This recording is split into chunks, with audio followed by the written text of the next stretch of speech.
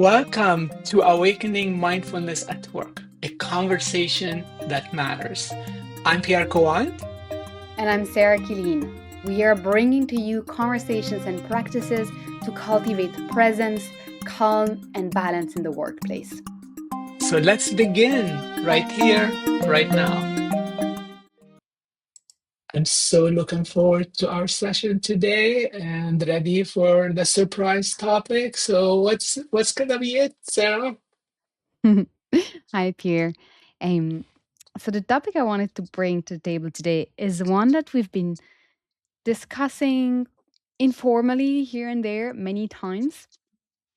And I thought it'd be interesting to talk about it a little bit more formally, maybe in a way that's a little bit more structured today. So this topic is around flexibility and discipline, and how those two concepts are more than concepts. Really, they are also they're qualities. They're ways of being, ways of doing. These two are extremely complementary, and also they can be very um difficult to hold at the same time, right? So we know that we need to be flexible in a world that keeps changing, right? We are in a world that is changing at such a rapid pace that we need to be flexible in order to keep up, in order not to break. Thinking about the tree in the wind, like the tree needs to be flexible when the wind comes, otherwise it breaks. So we need to cultivate that capacity to be flexible. And at the same time, it is so important to stay rooted also in discipline, in practices, in habits that keep us strong, really. So flexibility and strength, and what that looks like when it comes to mindfulness, when it comes to meditation, especially when we go into the workplace. So that's the topic I wanted to pick your brain on today. What are your first reactions? Yes. Yeah, my first reaction is um it's a great topic. I really look forward to kind of see what might unfold as we tackle the topic. And I can see how they can be complementary, and then also how they can also sometimes be, conflicting with each other. And that's maybe sometimes the challenge is, do we want to be flexible or do we want to stick to our routine or our discipline? So they can be complementary, and they are complementary. And that's the goal, is to maybe be at a point where we can be flexible when flexibility is needed, and then we can be disciplined when discipline is needed. Um, yeah, I think a couple of quick thoughts, Sarah, and then I want to turn it back to you so you can take us where you what you have in mind, if there's more you want to share about it.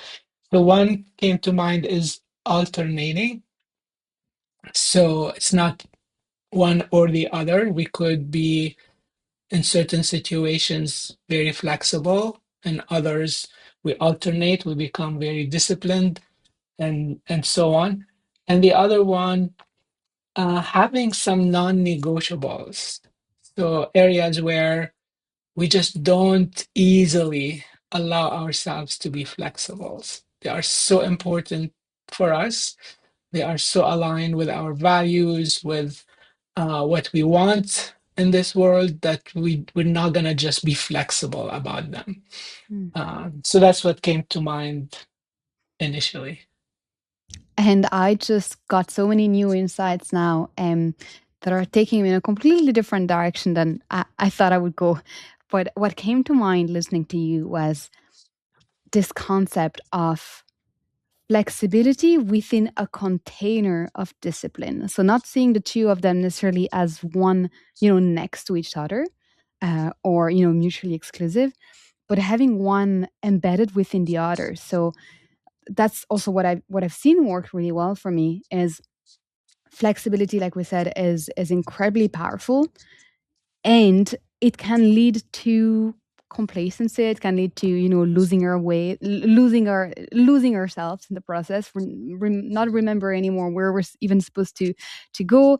And so when it comes to practice as well, and when I think about, you know, when I think about mindfulness, when I think about whatever one person wants to practice or wants to have as a habit, you know, it could be diet, it could as a nutrition, and being able to soften without within a container of strength, being able to be Mhm. flexible within a container of discipline means there is that frame, there is that there are those guidelines that we have decided are, you know, are helping us to go where we want to go, you know, also what you're calling those non-negotiables. So we have those guidelines, we have our framework for where we want to go. And then within that framework, allowing ourselves to soften as well sometimes, allowing ourselves to slow down sometimes, allowing ourselves to listen to our bodies and our minds and our hearts when they tell us that the rigid path is not going to be the one, you know, being the most supportive that one day or in that one moment. And then allowing ourselves to do that, knowing that we are supported by that container of discipline. Does that make sense? Yes. And one thought came up. So if we think of flexibility in the container of discipline, we're kind of giving discipline a little bit of a higher status. And then flexibility fits within discipline. And I kind of like that because I think that's you know that the world and our growth and our development and our ability to build skills and be positive contributors in the world requires discipline. Um, so I like that placement that you somehow alluded to, which is having the container be disciplined and then having flexibility play within that, as opposed to the other way around, where flexibility is the container and then discipline has to fit within that, which I think maybe, and this is just a reflection, I think it may make it harder for us to stick to the things we want to make happen. Yes, I think the yeah, the idea of looking at it as a frame. I mean, we are creatures of habit, right? So we'll, whether we want it or not, what we will default to and tend to do and be again and again will become our, you know, our pattern, and eventually who we are in the world and how we show up in the world. And I think, of course, we can't generalize that. The fact that, you know, there are some people that are, by definition, more intuitive. You know, people they work more within that flexibility framework and mindset, and that's how they thrive. Is really by going with the flow and being flexible at all times, and that is how they are also wired, you know, that is their personality, that is their way of being in the world. And it might have been serving them for a really long time. And then there are other people maybe that are a little bit more, you know, rational or organized, or however you want to call it, a little bit less intuitive, maybe in the way that they go with the flow. It's more, I'll plan the flow and then I'll go with it if it's going the direction that I planned it would. um, so different types there, and I don't think one approach fits everyone, but definitely what we've seen in the different courses that and the workshops that we've been teaching is even just practicing that flexibility within a container of discipline can be extremely beneficial for those people that might be operating like that. Because going with the flow and it can lead to just drifting away, you know. And if we are, yeah, I think there's just a lot of benefits to practicing, to trying this out, even if you know that you are someone who's extremely intuitive, likes to Yeah. go with the flow, and maybe exploring what is the resistance. I know, you know, personally, I used to. Oof, if you were telling me about a container of discipline, I would have been running away. This sounded like definitely not a place I wanted to be in. So a lot of resistance there, and I had to ask myself, what I had to go a little bit deeper into that resistance. What were my beliefs around discipline, how to navigate those felt sensations or emotions that might be coming up as I was trying to operate in a more disciplined way. Maybe boredom or restlessness or all those felt sensations and thoughts that I might have been running away, from in the past. Yeah. So that's a point I think that's worth talking about. Yeah. Is when we when we try a different approach, especially when it comes to flexibility, discipline, and some of those words are really loaded as well. Discipline can uh, be a very heavy word for some people. Mm, How how do you manage that transition? How do you not get in your own way? When you mhm. do try that different approach.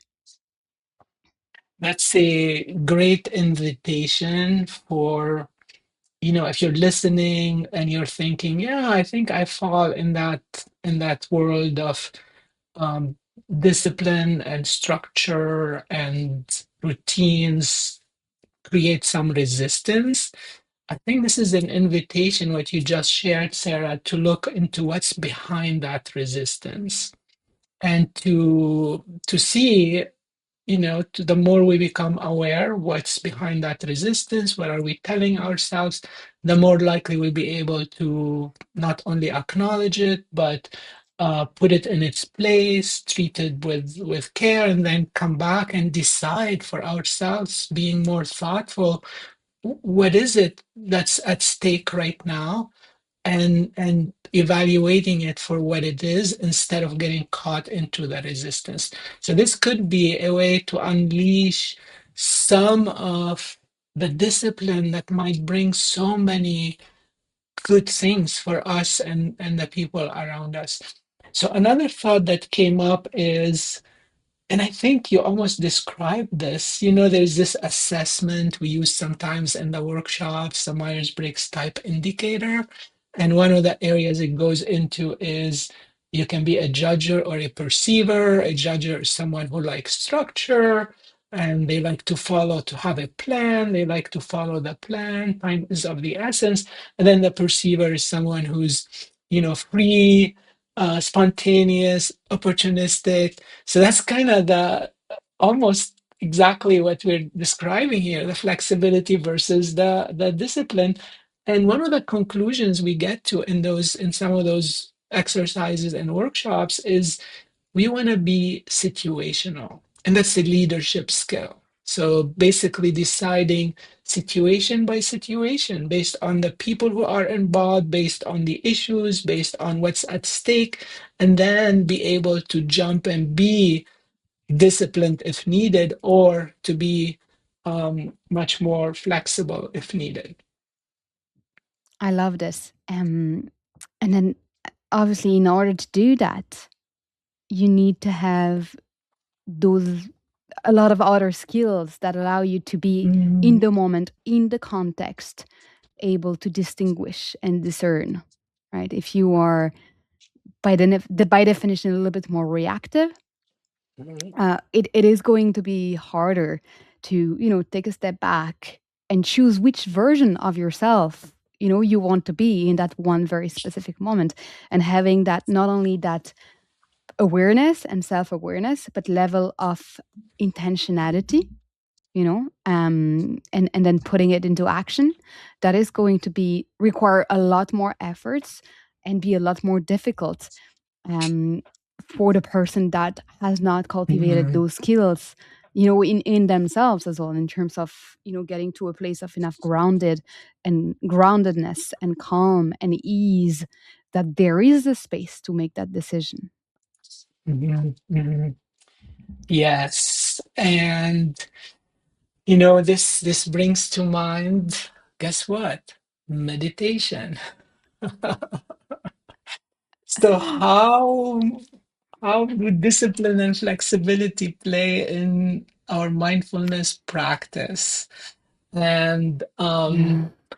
I think I tend to go much more towards this is a great place where the container needs to be disciplined, and Mm, flexibility within that disciplined container will probably be fine. But without that discipline being the driver when it comes to our mindfulness practice, I think it's much harder to achieve that cumulative effect and to reach the, those changes in the nervous system and the neuroplasticity. And yeah, so this is an area where I personally strongly feel discipline needs to be the container, and then flexibility when mm. needed to be applied as opposed to the other way around. Yeah. Yes, that's, I mean, going back straight to the science of habit formation, when we come into that topic of practice and when do you notice a difference? Um, Definitely, I think the message we want to get out right now, I mean, in that one topic as well, is there's no, the danger is to be in this all or nothing approach, right? To say either I'll just be disciplined because that is what is going to lead me to point B. And then the day when we really need to have our practice look different that day because we need something, it's the practice that we have told ourselves we had to be disciplined to do every single day. Maybe one day it needs to look a little bit different in order to be supportive. If we're so stuck in that mindset of all or nothing, Hmm. then we're not helping ourselves in the process, right? It's actually not Hmm. supporting our growth, and the other way around.